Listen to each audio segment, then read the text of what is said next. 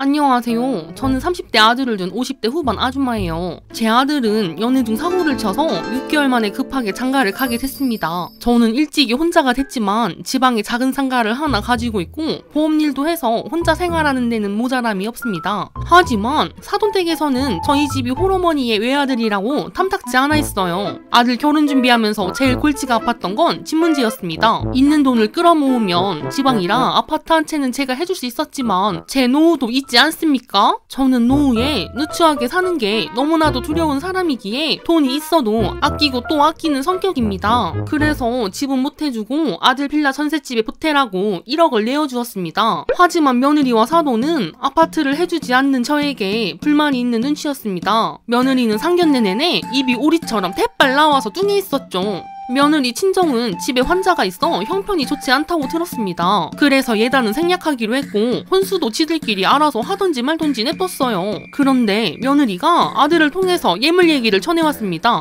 내가 아파트 포기했으니까 예물은 꼭 꼬르띠에 시계로 받고 싶어. 꾸민비도 받고 싶고. 예단도 생략한 마당에 예물을 해달라고 하니 저는 참 당황스러웠지요. 꾸민비라는 말도 머리털 나고 처음 들어봤습니다. 하지만 요즘 애들이 철이 없어서 그런가 보다 하고 쬐끄만 다이아 세트랑 꼬르띠에 시계를 해줬습니다. 꾸민비로 300만 원을 따로 주었고요. 사돈댁에서는 제 아들에게 아무것도 없었지만요. 그리고 출산일이 다가올 무렵 따로 봉투도 주었습니다. 예, 이거 300만 원밖에 안 되는데 이걸로 애기 필요한 유모차 같은 것들 이런 거 미리 사놔라. 아, 감사합니다.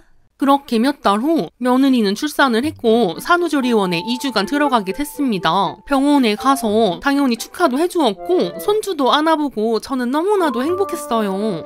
그런데 일주일쯤 지났을 무렵 전화가 왔습니다. 여보세요? 어머님, 제가 서러워서 잠도 안 오고요. 직접 말을 안 하면 어머님이 모르시는 것 같아서 전화드리는 거예요. 무슨 일이니? 어머님, 어떻게 손주가 태어났는데 이렇게까지 무심하세요? 좀 알아듣게 얘기를 해. 무슨 소린데 이게? 산후조리원비 얼만지 물어보시지도 않고 축하금도 안 주셨잖아요. 뭐? 원래 손주 태어나면 시댁에서 산후조리원비 내주는 거예요. 어머님 모르셨어요? 그래, 난 전혀 몰랐다. 지금 그것 때문에 이러는 거니? 이것뿐만이 아니에요, 어머님. 다른 며느리들은 애 낳으면 시댁에서 어떻게 해주는지 아세요? 명품백 턱턱 해주고요. 보약도 기본이에요. 산후조리원 2주에 700 넘는 거 보내주는 시댁도 수두룩해요. 저 진짜 많이 이해하고 참는 거예요. 제가 어머님 손주 낳아드렸잖아요. 근데 어떻게 이렇게 무책임하세요? 나는 출산 전에 봉투 300 한 걸로 됐다고 생각했지. 보약이랑 조리원비가 필요했으면 해달라고 말로 하지 그랬니? 갑자기 전화해서 까무러치니까 내가 아주 황당하다. 그리고 너 내 손주 낳아주려고 애기 가졌니?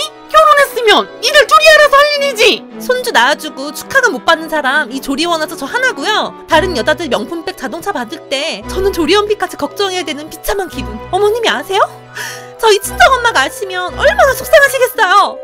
네, 그럼 어머님이 손주한테 애정 없으셔서 앞으로도 자주 안 봐도 좋다는 뜻으로 알고 이만 끊겠습니다.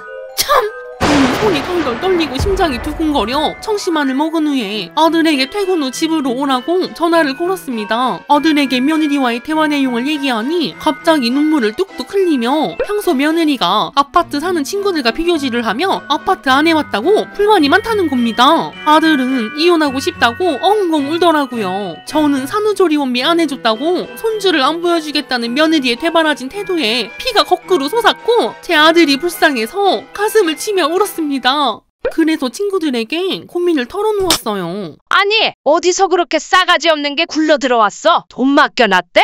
조리원비 안 해줘서 내 아들 이혼하게 생겼다. 어쩌면 좋니? 어디 씨바지 하러 들어왔대? 어디다 대고 돈돈거려? 아주 그냥 돈을 풀어서 확 휘두르면서 부리던지. 싸가지 없는 것. 친구의 조언을 듣고 집에 와서 곰곰이 생각을 해봤어요. 아들은 아직 살날이 9만리입니다. 핏덩이 같은 손자도 있는데 제가 며느리와 이렇게 사이가 틀어지면 앞으로 아들이 얼마나 불행한 결혼 생활을 할지가 눈에 훤했습니다. 그래서 아들을 위해 어미인 제가 희생을 하기로 했어요. 며칠 후 며느리와 아들을 불러다가 얘기를 꺼냈습니다. 너네 전세대출 남은 거 얼마나 있지? 8천 정도 있지, 엄마. 그거 내가 갚아줄까 생각 중이다. 예. 너는 아주 나한테 불만이 많은 모양인데 아직도 내가 조리원비 안 보태줘서 마음에 꽁한 게 남았니? 아니요, 어머님. 제가 그때 호르몬이 널뛰어서 너무 예민해서 그랬나 봐요. 죄송해요, 어머님. 저는 결국 돈을 좀 풀기로 했습니다. 그 대신 절에 모셔놓고 혼자 챙겨오던 남편 키이를 집에서 며느리 아들 불러 제사를 지내고 있습니다. 또 손주 보고 싶으면 언제든지 불러 집으로 오라고 합니다. 아들이랑 저녁 먹고 싶으면 아무 때나 밖으로 불러서 맛있는 거 사주고 집에 보냅니다. 저는 돈을 줄 일이 있을 때면 직접 만나서 며느리 얼굴을 보고 돈을 현찰로 뽑아서 전달하여 고맙다는 인사를 받습니다. 그렇다고 제가 돈으로 아이를 쥐락펴락하는 천박한 시어머니는 아닙니다. 성가셔서 아이들에게 이래라 저래라 하는 건 못합니다.